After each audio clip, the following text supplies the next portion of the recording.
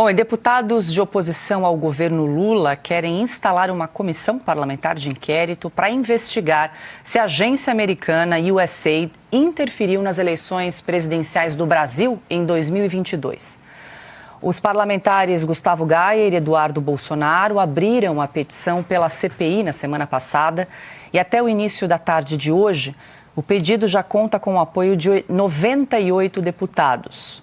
Gayer e Bolsonaro utilizaram como fundamento uma entrevista de Mike Pence, o ex-chefe do setor de informática da USAID.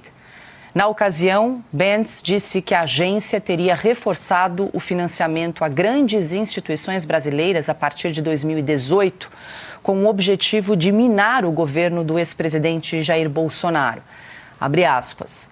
Se a USAID não existisse, Jair Bolsonaro ainda seria o presidente do Brasil e o Brasil ainda teria uma internet livre e aberta. Fecha aspas.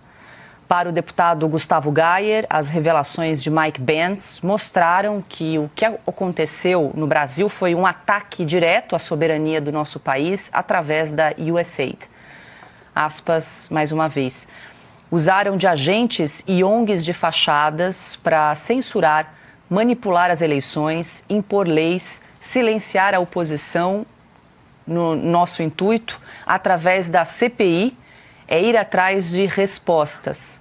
Fecha aspas. Cauti, começamos com você. Abriram a caixa preta aí dessa agência americana, USAID. Estamos há uma semana falando sobre isso. A Ana, inclusive, escreveu o artigo nessa semana e parece que tem uma CPI a caminho. Claro, tem um caminho aí pela frente, mas são 98 parlamentares que já assinaram esse pedido para investigar, até porque teria relações aí dessa agência com as eleições de 2022. Pois é, a lei eleitoral brasileira proíbe o financiamento de entidades ou pessoas físicas estrangeiras para partidos políticos brasileiros. São resoluções do Tribunal Superior Eleitoral e isso poderia, caso fosse comprovado, invalidar uma eleição. Mas é muito difícil que isso tenha acontecido, até porque a própria USAID não deixaria rastros disso. Geralmente essas doações são feitas para fundações, para entidades colaterais aos partidos políticos, ONGs, que acabam fazendo papel de partidos durante a campanha eleitoral de maneira informal, etc, etc. Mas, com certeza, a USAID financiou entidades que promoveram a censura no Brasil, ou pelo menos foram o suporte intelectual para a censura no Brasil. Quem não se lembra do famoso Sleeping Giants, né?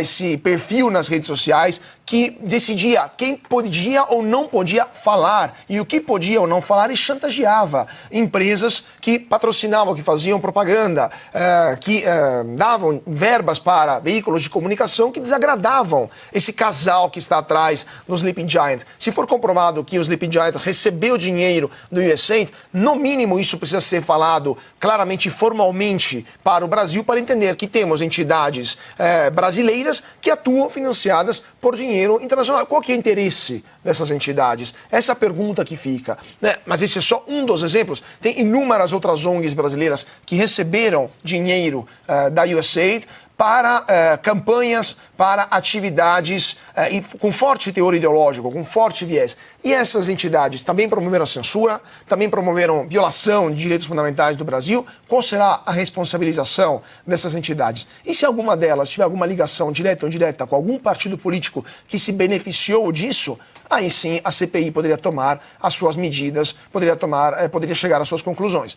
Detalhe, uma CPI tem poder de polícia também. Então a CPI pode mandar quebrar sigilo bancário, pode mandar atuar de forma mais contundente a polícia. Ou seja, quem sabe uma CPI possa descobrir coisas que até o momento não sabemos, né?